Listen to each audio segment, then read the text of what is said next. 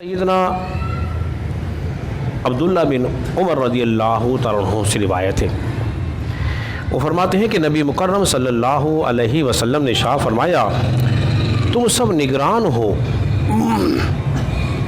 اور تم میں سے ہر ایک سے اس کے ماتحتوں کے بارے میں پوچھا جائے گا، سوال ہوگا۔ امیر بھی نگران ہے اور مرد اپنے گھر والوں پہ نگران ہے اور عورت اپنے شوہر، گھر اور اولاد پہ نگران ہے۔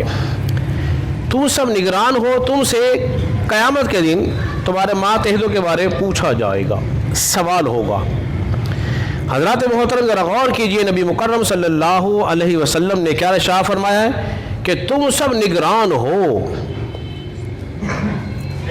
امیر بھی نگران ہے، حاکم وقت بھی نگران ہے، چاہے حاکم وقت چھوٹا ہو چاہے بڑا ہو، اس سے پوچھا جائے گا۔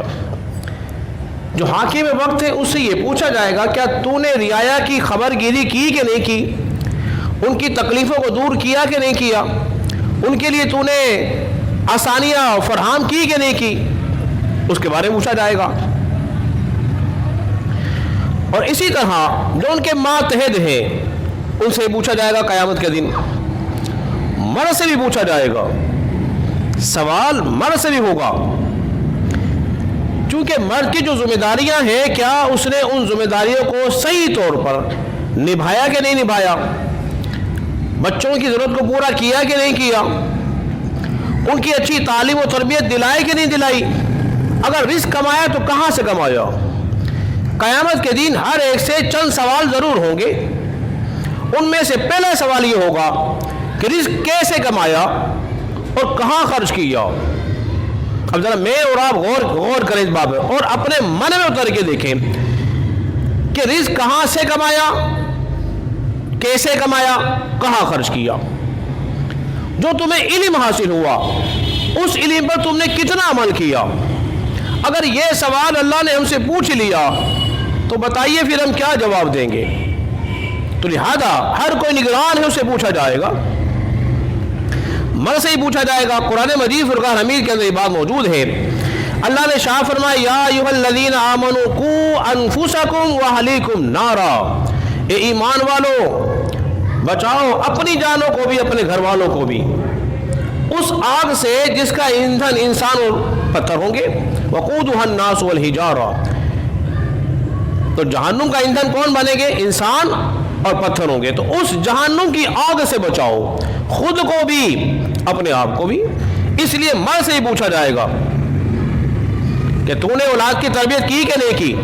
اور ہم بتا چکے اولاد کی تربیت کے حوالے سے حدیث گزر چکی ہے، نبی مکرم صلی اللہ علیہ وسلم نے ارشاد فرمایا، جس کی 3 بیٹیاں ہوں، جس کی 2 بیٹیاں ہوں، یاد ہوگا حضرات کو، جو ان کو اچھی تعلیم دلائے، ان کا خیال رکھے، ان کو ادب سکھائے، تو قیامت کے دن وہ اور میں ایسے ساتھ ہوں گے، اتنا قریب ہوں گے۔ حضور نے یوں 2 انگلی کر کے دکھائی۔ اسی طرح عورت سے بھی پوچھا جائے گا کہ اس نے اپنے شوہر کے حق ادا کیے کہ نہیں کیے، اس نے اپنے بچوں کی تربیت کی کہ نہیں کی، کیونکہ ماں کی جو گود ہے وہ اولاد کی پہلی درسگاہ ہے۔ ماں سکھاتی ہے کیا کھانا ہے، کیا پینا ہے۔ تربیت دیکھیے نبی کرم صلی اللہ علیہ وسلم کی، امام حسن بیٹھے ہوئے ہیں، صدقے کی کھجور آئی ہوئی تھی، تو آپ جانتے ہیں بچے کے سامنے کوئی چیز رکھی ہوتی ہے وہ فوراً اٹھا لیتا ہے، تو امام حسن نے چھوٹے تھے ایک کھجور اٹھا لی اور منہ میں رکھ لی۔ نبی کریم صلی اللہ علیہ وسلم نے فوراً منہ کے اندر انگلی ڈال کے اس کھجور کو نکال دیا اور فرمایا، بیٹا آل رسول پہ صدقہ حرام ہے۔ ایسی تربیت کی ہے۔ کیا آپ نے اور میں نے اس تربیت کا خیال رکھا ہے کہ نہیں رکھا ہے؟ اس یاد عورت سے پوچھا جائے گا۔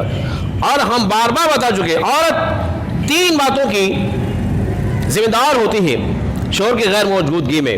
وہ کس بات کی ہے؟ کہ وہ اپنی عفت کی حفاظت کرتی ہے، اپنی عزت کی، اپنی نظروں کی، پھر شوہر کے مال کی رکھوالی کرتی ہے، اس کی اولاد کی رکھوالی کرتی ہے۔ یہ عورت کی اہم ذمہ داریاں ہیں۔ کیا اس نے ان ذمہ داریوں کو نبھایا کہ نہیں نبھایا، اسے پوچھا جائے گا۔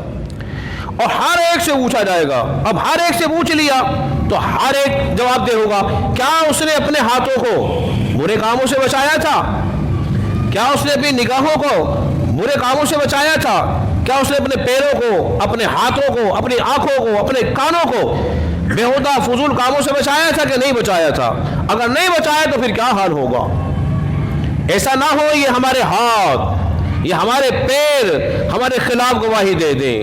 تو انسان اس دن سے ڈر. اور اللہ نے جو تجھے نعمتیں دی ہیں ان نعمتوں کو وہاں استعمال کر جہاں تیرا رب اس سے راضی ہو جائے.